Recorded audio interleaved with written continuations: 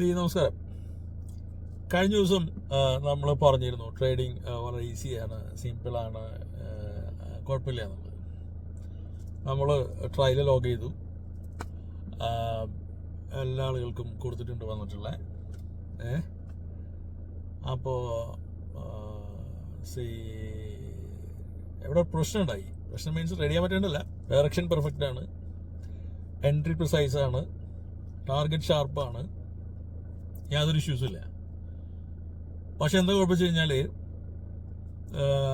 ഈ delta based OI മാർക്കറ്റിൽ അപ്പോൾ ഇൻസ്റ്റിറ്റ്യൂഷൻസിന്റെ സൈഡിൽ നിന്ന് അവർക്ക് നോർമലായിട്ട് അങ്ങോട്ട് മാർക്കറ്റിനെ പുഷ് ചെയ്യാൻ പറ്റുന്നില്ല. നിങ്ങൾ കാണും, കഴിഞ്ഞ ആഴ്ചയുള്ള ഗ്രാഫ് നിങ്ങൾ നോക്കിയാൽ കാണും.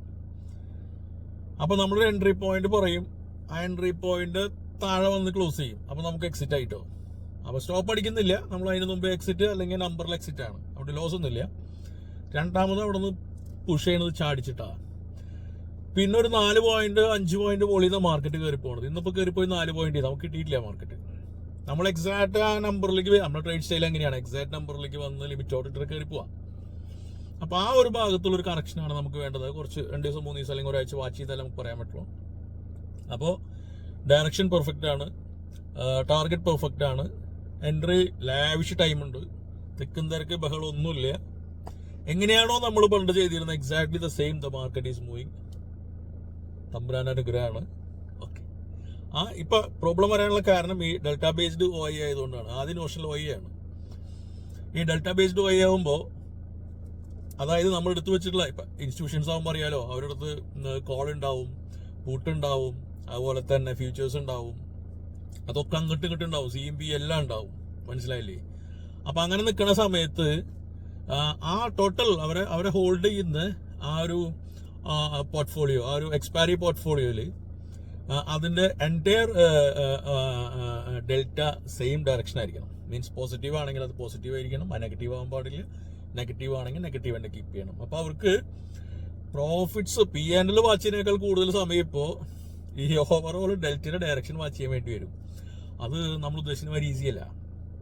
മനസ്സിലായി? ഡെൽറ്റ ഇപ്പൊ മാർക്കറ്റ് ഇപ്പോ ഞാൻ കഴിഞ്ഞ ദിവസം എടുത്ത സാധനത്തിന് 0.59 ആയിരുന്നു ഡെൽറ്റ തീരുന്നത്. മാർക്കറ്റ് ഒന്ന് സ്പൈക്ക് ചെയ്ത് കൂടിയിട്ട് ആ സാധനം 0.7989 ആയി. കുറച്ച് കഴിഞ്ഞ് ഇറങ്ങി വന്നപ്പോൾ പിന്നെ കാണിക്കുന്ന ഡെൽറ്റ 0.43 ആയി, പിന്നെ കാണിക്കുന്ന 0.63 ആയി.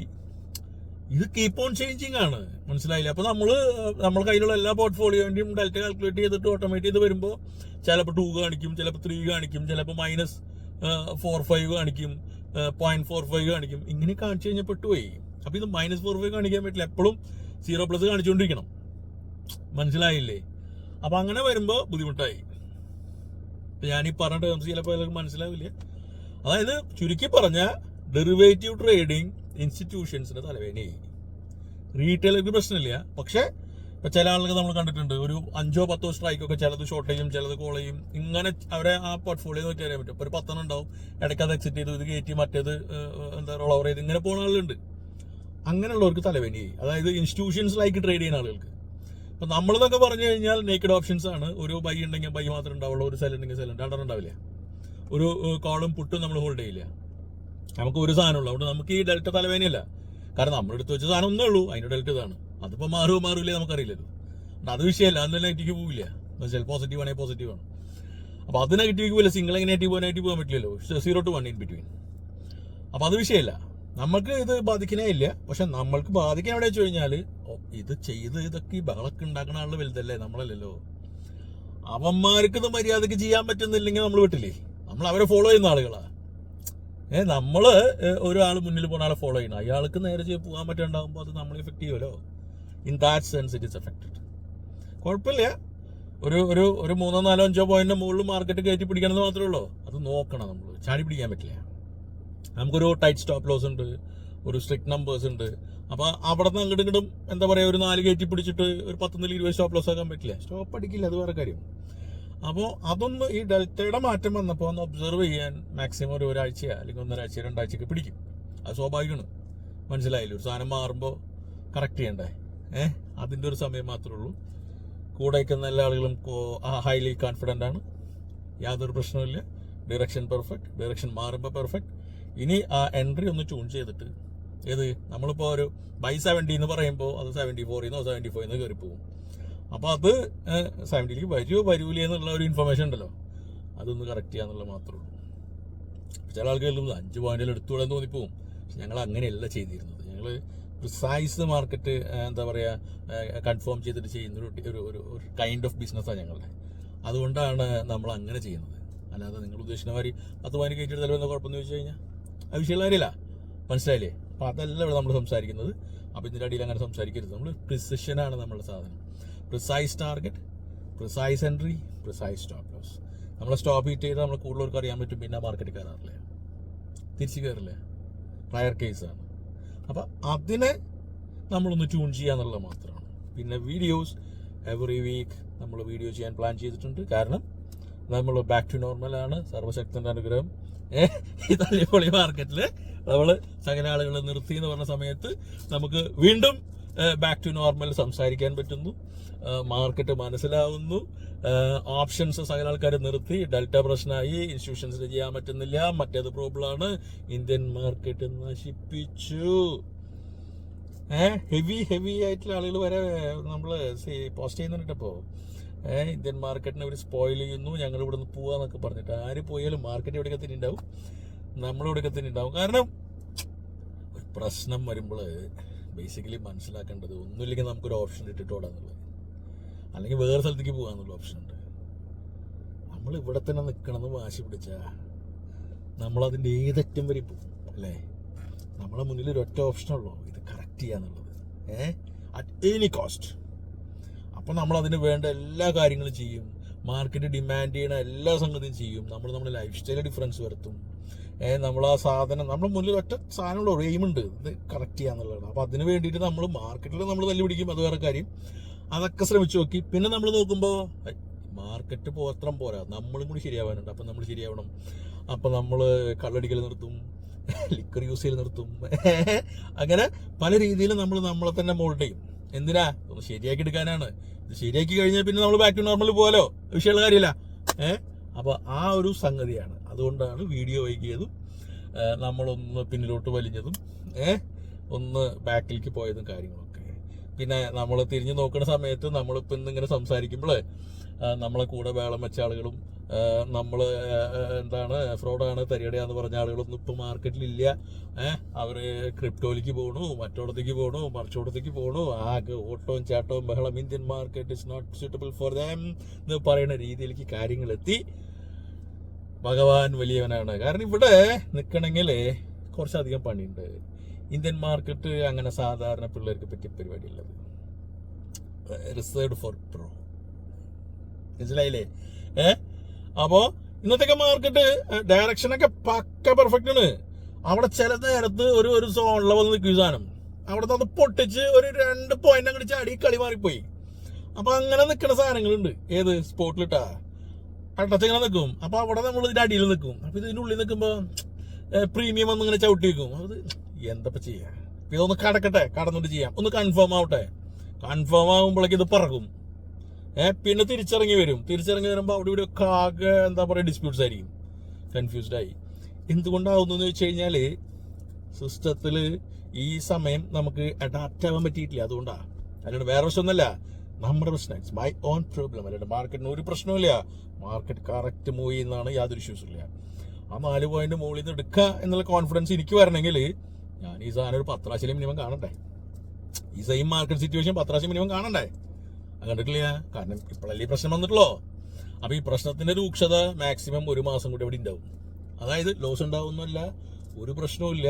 എൻട്രി മിസ്സാവുന്ന കേസസ് ഇറ്റ് ക്യാൻ ബി ഒരു 1 മന്തും കൂടി മാക്സിമം പോയാൽ അത് പോവും. അത് നമ്മൾ കൊടുക്കണം. ഇത്രയൊക്കെ കൊടുത്തില്ലേ, ഇനിയിപ്പോൾ 1 മാസം നമുക്ക് എന്താ പ്രശ്നമുള്ളത്? മനസ്സിലായില്ലേ? So simple. അപ്പോൾ വീഡിയോ എല്ലാ ആഴ്ചയും നമ്മൾ ചെയ്യുന്നതായിരിക്കും. മാർക്കറ്റ് അപ്ഡേറ്റ്സ് നമ്മൾ ചെയ്യുന്നതായിരിക്കും.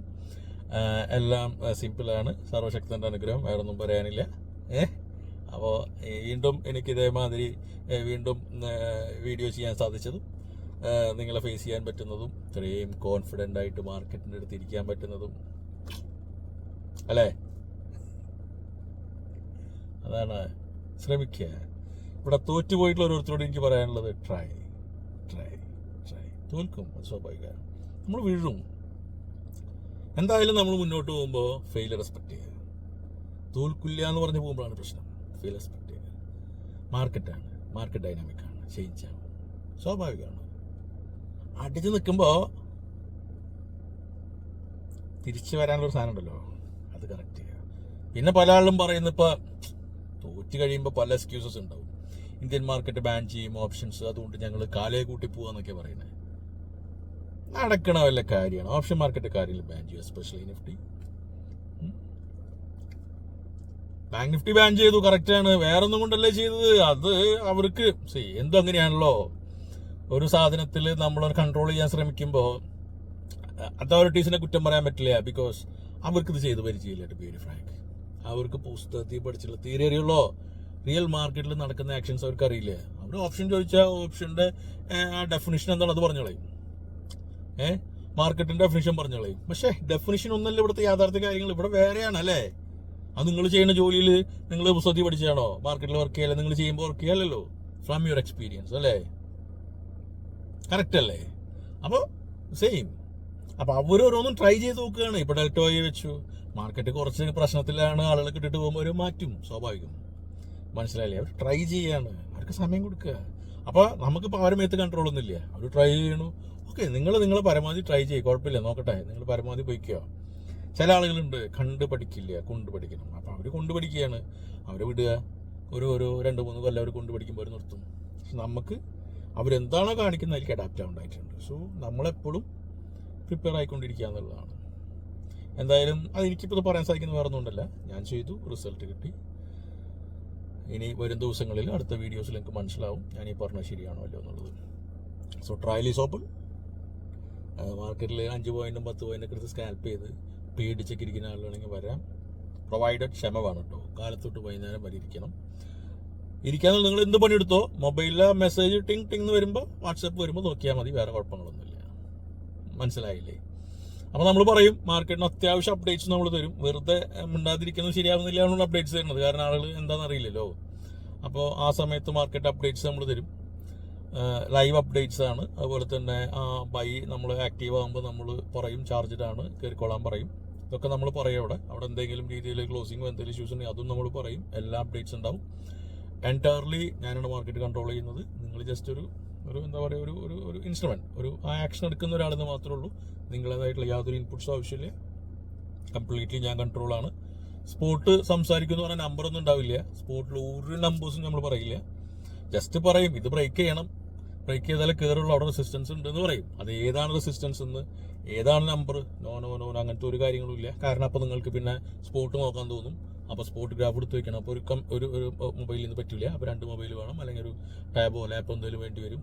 അത് കോംപ്ലിക്കേറ്റഡ് ആക്കും സിസ്റ്റം. നമ്മൾ പറയണത് എന്താ? നമ്മൾ പറയുന്ന ഒരു ട്രേഡർക്ക് എന്താ വേണ്ടത്? ഒരു പ്രൊഫഷണലിൻ്റെ അടുത്ത് എന്തിനാണ് ട്രേഡർ സബ്സ്ക്രൈബ് ചെയ്യുന്നത്? അവർക്ക് കോൾ കിട്ടാനാണ്. അവർക്ക് എന്ത് കോളാണ് വേണ്ടത്? ബൈ ഇപ്പോൾ 23 or 200 CE or PE, buy from this number X and stop is X and the target is this. ഇത്രേ ആവശ്യമുള്ളൂ. ഇതൊരു 5 മിനിറ്റ് മുമ്പ് നമുക്ക് കിട്ടി. അപ്പോൾ നമ്മൾ നേരെ വാച്ച് ലിസ്റ്റിലേക്ക് ഈ സാധനം എടുത്തിട്ടു, എല്ലാം സെറ്റാക്കി വെച്ചു. Fine, time is okay. അത് കഴിയുമ്പോൾ നമുക്ക് ജസ്റ്റ് മോനെ എടുത്തോട്ടോ, ട്രിഗറായി എടുത്തോളാൻ, ട്രേഡ് ചാലുവായി.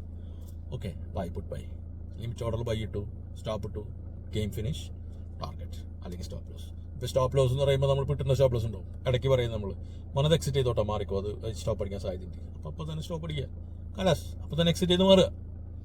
ഇത്രയും സിമ്പിളായിട്ടാണ് ഈ സാധനം തരുന്നത്. അല്ലാതെ സ്പോട്ടല്ല, നമ്പേഴ്സല്ല, ഒന്നുമില്ല. പ്രീമിയം നമ്മൾ മെൻഷൻ ചെയ്യും, സ്ട്രൈക്ക്, CRP ഡയറക്ഷൻ വിത്ത് സ്റ്റോപ്പ് ലോസ്. അല്ലാതെ ഹെഡ്ജിങ് ഇല്ല, CMP ഒരുമിച്ചെടുക്കുന്ന പരിപാടിയില്ല, ഒന്നുമില്ല. Very very simple. മനസ്സിലായില്ലേ? അപ്പോൾ ഒരു 1 ലക്ഷം രൂപ ക്യാപിറ്റൽ ഉള്ള ആർക്കും ഈസി ആയിട്ട് ചെയ്യാം. അപ്പോൾ ഒരു 2-3 ലോട്ടൊക്കെ ചെയ്യാൻ പറ്റും. ബസ്. അപ്പോൾ ഇനി വീഡിയോ എല്ലാ ആഴ്ചയും എക്സ്പെക്ട് ചെയ്യാം. നമ്മൾ ബാക്ക് ടു നോർമലായി. Okay, bye by.